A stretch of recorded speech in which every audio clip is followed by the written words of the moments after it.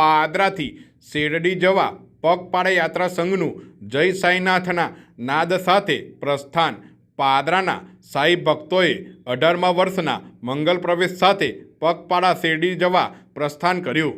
વર્ષોની ધાર્મિક પરંપરાને જાળવી રાખી 18મા વર્ષમાં મંગલ પ્રવેશ સાથે 100 જેટલા સાઈ ભક્તો શ્રદ્ધા અને સબૂરીના મંત્ર સાથે પાદરાથી સાઈધામ શેરડી જવા માટે રવાના થયા હતા.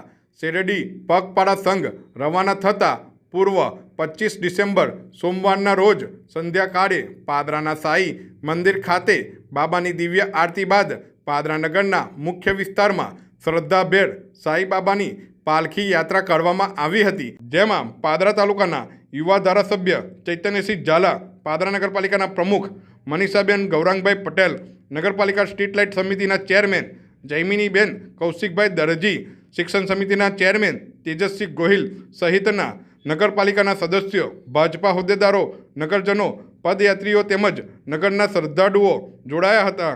પાદરા નગરના ધાર્મિક નગરજનોએ સાઈબાબાની પાલખીના દર્શન પુણ્ય લાભ પ્રાપ્ત કરી ધન્યતા અનુભવી હતી. જય સાઈનાથ. શ્રી સાઈ સેવા સમિતિ સ્ટેશન રોડ પાદરા દ્વારા પાદરાથી શેરડી પગપાળા યાત્રા સંઘ આ સતતનું 18મું વર્ષ અમે પાદરાથી શેરડી પગપાળા યાત્રા સંઘ લઈને જઈ રહ્યા છે.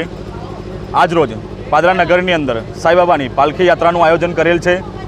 પાલખી પાદરા નગરમાં ફરીને સાદા સ્કૂલ પાસે પુનરાવૃત્તિ થશે. પાલખીનું અંદાજિત આ વર્ષે 100 લોકો ચાલતા આવી રહ્યા છે. દરેક ભાવિક ભક્તોને સાઈ પાલખીના દર્શન કરવા નમ્ર વિનંતી છે. કઈ તારીખે નીકળો છો, કઈ તારીખે પહોંચો?